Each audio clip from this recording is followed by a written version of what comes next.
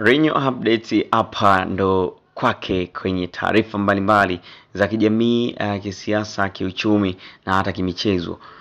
Leo hii na kupitisha tena kwa katika taarifa ya mrembo wa nchini Kenya ambaye ameweka rekodi ya kuweza kuhitimu shahada yake ya sheria huku akiwa anatumikia kifungo chake gerezani. Huyu si mwingine bali ni Ruth Kamande.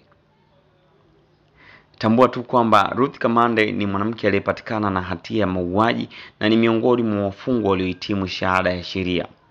Kingine ambacho unapaswa kufahamu, Kamande alikamatwa, kushtakiwa na kukutwa na hatia kwa kumdunga kisu mpenziwe mwaka wa 2015 katika eneo la Buruburu jijini Nairobi.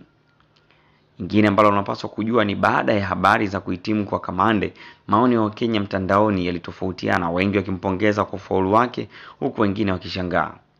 Hii taarifa inatoka moja kwa moja katika jiji la Nairobi nchini Kenya. Ni siku muhimu kwa Ruth Kamande, mwanamke ambaye aliwahi kukata tamaa baada ya kuhukumiwa kifungo cha maisha jela. Haya yanajiri baada ya Kamande pamoja na wafungwa wengine na walinzi kuhitimu shahada ya sheria. Kamande alikamatwa, akahukumiwa na kuhukumiwa kwa mauaji ya mpenzi wake Faridi Mohamed Halim.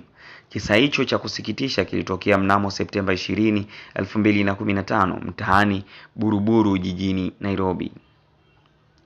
Je, Kamande aliwaambia nini wahitimu wenzake? Malkia huyo wa urembo akiwa amechangamka kwa furaha, alionekana akiwa amevalia mavazi meusi ya kuhitimu, tabasamu lake likitoa furaha.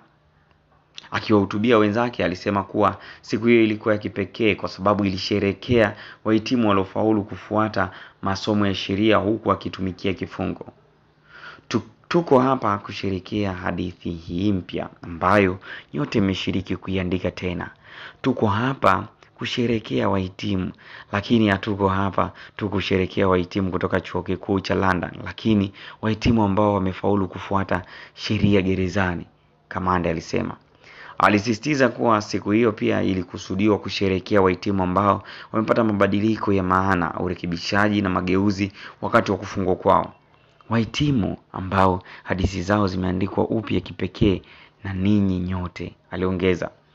Huku akijiandaa kwa kuhitimu kwake, Ruth Kamande alifichua kuwa motisha yake ya kufuata sheria ilitoka kwa aliyekuwa mwanasheria mkuu Githu Muigai aliyejitolea kumsaidia katika kesi yake.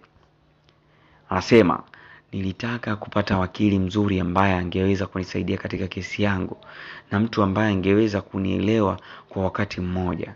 Kwa hivyo, Profesa Githu Muigai akaingia. Niliguswa sana na kutamani kuwa kama yeye, Kamande alisema. Je, Wakenya waliitikiaje hatua hiyo muhimu ya Kamande? Habari za kuhitimu kwa Kamande zilizua hisia tofauti mtandaoni, huku baadhi ya Wakenya wakitoa pongezi zao na wengine kutoa maoni tofauti. Msichana huyu ni fahari juu yake. Yeye ni mchapakazi sana na anastahili hii. Barry Joseph anaandika, inapendeza sana kusikia kwamba gerezani tuna vifaa vya kujifunza na kupata degree. Lady Egbert anaandika, anasema, nzuri kwake, alitengeneza limau kutoka kwa ndimu alizopanda. Bay Paul anasema, gereza la kumbe linaweza kuwa baraka. Mukugianganga anaandika, mambo makubwa, ingawa je, wao kujua kwa nini yeye alifanya hivyo mara 25.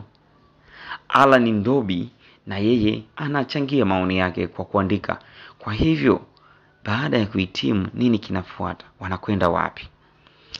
Hii ni ripoti ambayo iliandikwa na Citizen TV kutoka Kenya, ambao wameandika, murder convict Ruth Kamande who stabbed her boyfriend 25 times among inmates, warden graduating with a law degree at Kamiti Maximum Prison.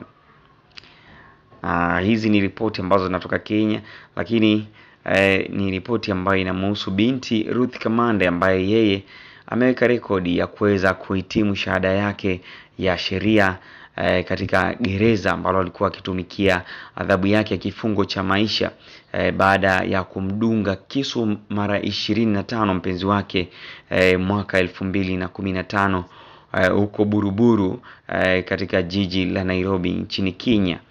Hizi ni ripoti za Rinyo Updates. Usisahau kusubscribe katika YouTube channel yetu Rinyo Update TV kwa ajili ya taarifa mbalimbali na visa, mikasa, siasa, michezo na burudani. Karibu katika Rinyo Updates kwa taarifa mbalimbali za kimichezo. Hapa utapata uchambuzi, matokeo na matokeo mbalimbali ya kimichezo, burudani, lakini pia habari mbalimbali za kisiasa, kijamii, kidiplomasia na nyinginezo nyingi zaidi. Usisahau kusubscribe katika YouTube channel yetu Rinyo Update TV kwa taarifa hizi kem. Hapa ndo kwake.